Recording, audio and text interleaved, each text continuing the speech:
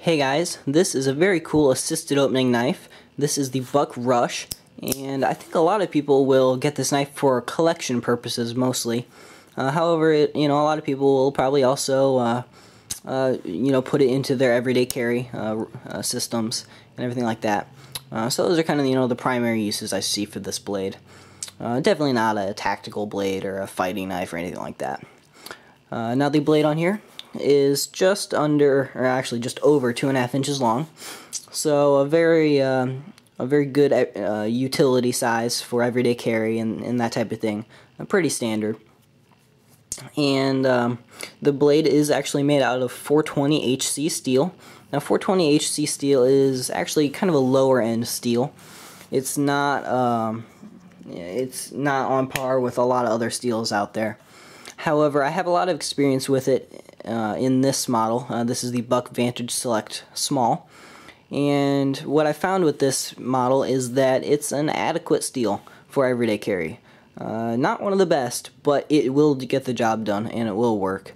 And what I would say is that if you've used Victorinox steel, which most people have in the knife community, this steel will hold its edge longer than Victorinox steel.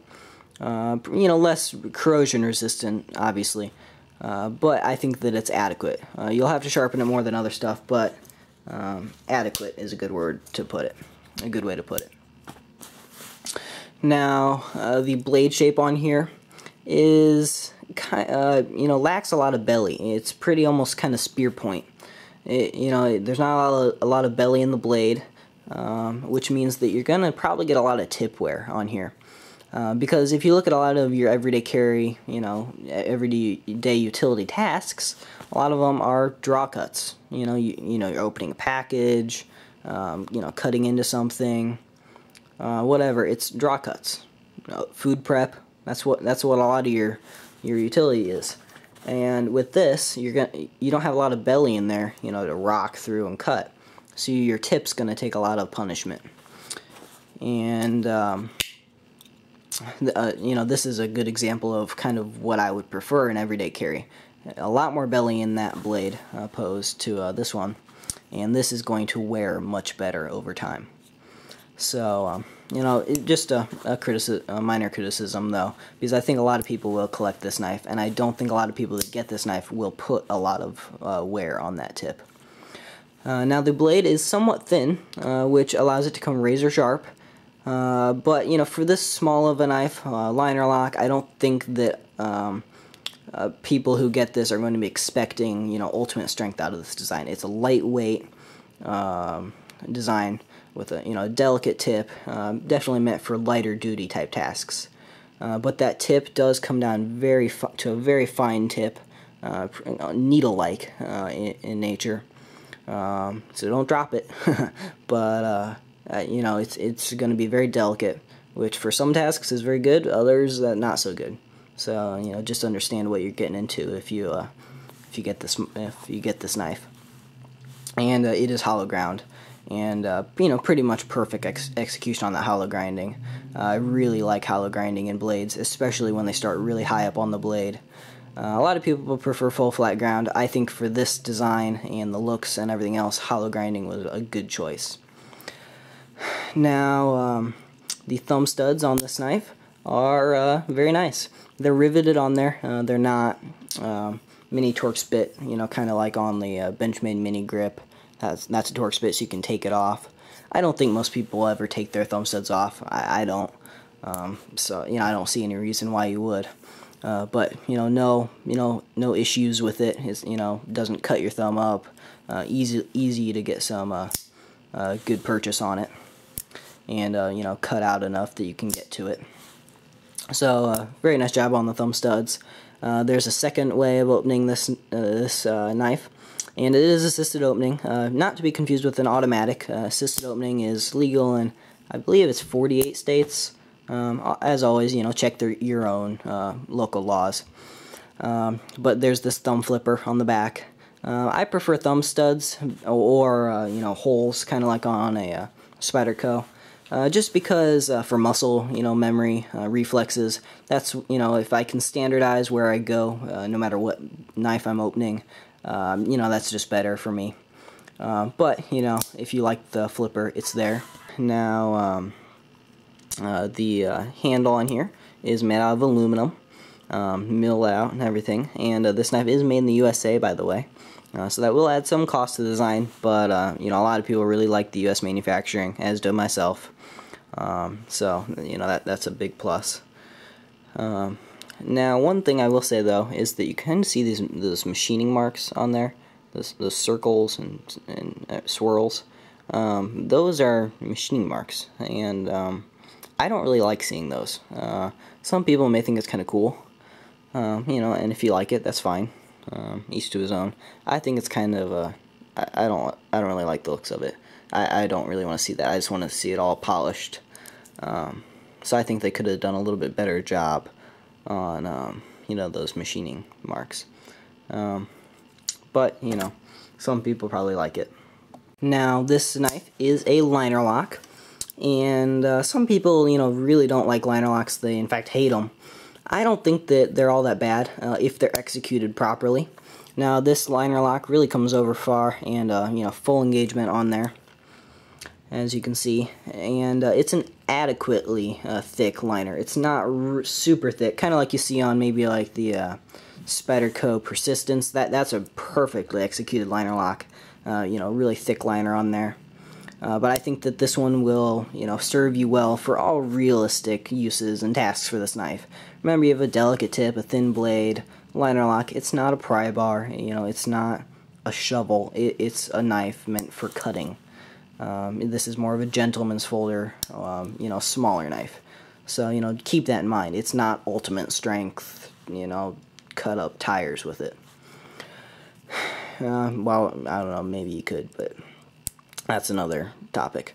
Now, it is mini Torx bit construction, so you can take this knife completely apart if you'd like, and get in there. It is flow-through construction, pillar construction. I love that.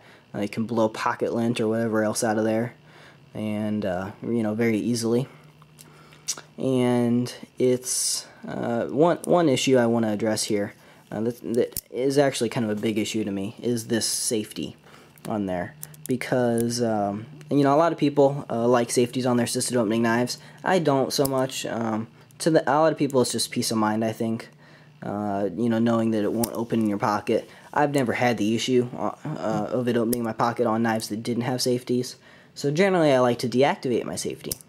Now, if you do want to use the safety and you're going to use your thumb flipper, very fast, because you can, just flip that down. It's locked there. Flip that down, and then hit your thing. And it, by the way, really nice deployment. Very fast, makes a good sound, very pleasing deployment. But if you want to deactivate this, like SOGs, you can just put a little drop of super glue on the little safety on the bottom. Really super easy. This one, not so easy. You gotta basically take the entire knife apart. Make sure your springs and or torsion bar or whatever they're using in this knife for the assisted opening. You don't lose that, and you're able to get it back together because it's sandwiched in between the liners. So you basically have to be able to take the entire thing completely apart to get this out of there. So the reason I'm making a big deal about it is that if you look there, when it comes to your ergonomics, that's a problem. That's a big problem, because that's a spike sticking out of the back of the blade. Or the back of the handle. Just look at it. It's pretty obvious. When you grab onto that, that's gonna hurt. It doesn't feel good. And overall, the shape, the size of the handle, it's a small handle, and I have small hands and I find it uncomfortable. If you had big hands, it'd be even worse. It's just a hard knife to find a comfortable position on. It's just not easy to find a comfortable spot. So that's another reason why I think it's a better collector than it is a user, is the ergos on here are just not all that great. Also, no jimping on the back spine. Do you need it in a more collectible, smaller everyday care knife? No, you don't. It's not necessary in this design. It's a cost-saving measure to not put it there. But I'd take it. I'd like it. They do have some jimping on the liner there. It's fine. However, because it's a thinner liner on the thinner side, I don't know. It's not the best jimping out there. It works some, but I don't know. It's almost a little uncomfortable just because it kind of cuts into you a little. It's rounded. I mean, it's not going to actually cut you, but it's just not the most comfortable. It's kind of in a bad position, I guess, is what I'm trying to say. By the way, you can adjust your pivot point, and a lot of assisted opening knives have some blade play side to side, especially so faster deployment. This has no blade play in any direction, so kudos to Benchmade on that. Or I'm not Benchmade. Kudos to Buck on that. A great job on getting that tight with still having a very fast deployment. Now the clip on here is okay, not great. Definitely a better clip would be this Buck model, Vantage Select Small, or all the Vantage models. That's an awesome clip. But I'll show you on a pair of jeans here how the clip rides. And my camera changes color when I bring jeans in for some reason. So there it is, not great, not awful. Some people like a little sticking up so they can grab onto it. I don't. I definitely prefer that, but that's just me. So, I don't know. Now, see if the camera changes color back. Maybe it not. Maybe it will. Now, the clip on there is also stuck in that position. It's, you can't put it anywhere else on the knife. So lefties, you're pretty much out of luck with this design, especially because it's liner lock. I know there's techniques for lefties, but liner lock, not lefty friendly really. You're stuck where it is. If you want tip down, sorry, you can't have it. So that kind of stinks. Really kind of wish they'd put that on all four corners, but they don't. So oh well, I guess. So overall, it's an okay design. I think if you really dig the looks of it, and you want a cool assisted opening, very fast knife, I think it's a good option. However, one reason that I'm really just not all that excited about it is that the cost. It's an expensive knife for what you get, in my opinion. 420 HC steel, yeah, I know it has a Paul Boss heat treat, but come on, it's not magic steel, it's still 420 HC. So, $50 is about what that's going for, and to me that's a little excessive. And as always, guys, this is all as of when I'm shooting this. My opinions, the price, everything. It's all a snapshot in time. And I'm shooting this, by the way, February 2011, so just a point of reference. And so I think there's some better options out there. If you want an assisted opening knife, I think a really good option would be the Kershaw Leaks. I think those are awesome competitors to this. They have a lot more models, a lot more variants and everything else. Those are very proven knives as well. Still some of the same, issues on that tip, on the delicate tip, but I think that comes with the territory, maybe. Although they do have a version of the Leak with a different blade shape. I think it's the Random Leak or something like that. So maybe check into that. Regular Kershaw Leak, I forget the exact steel they're using right now. It's a Sandvik steel. It's definitely a better steel than this, though. And so those are going right around $35, so $15 less, or 30% less if you want to look at it that way. So quite a bit less for the Kershaw Leaks. I know that for around the $50 price point in a Kershaw Leak, you can get the CPM D2 brazed to their regular steel. So that's a really cool version of the Kershaw Leak. There's a Damascus version in that price range too. So some very cool Kershaw options for the same price as this. If you're just looking for maximum utility, you don't care about the maybe assisted opening part, check into the Spyderco Delica Ffg. Similar blade, a little bit thicker on the Delica, but both, you know, very fine tips and everything else. VG10 steel on there. You can get whatever color you want on the FRN. Skeletonized. By the way, that's something I forgot. I gotta weigh this knife. It is lightweight. That's a plus if you want to carry it.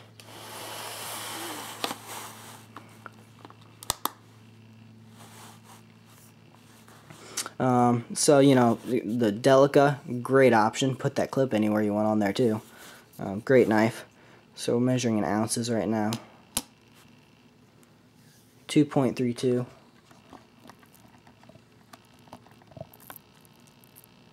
ounces. We'll go to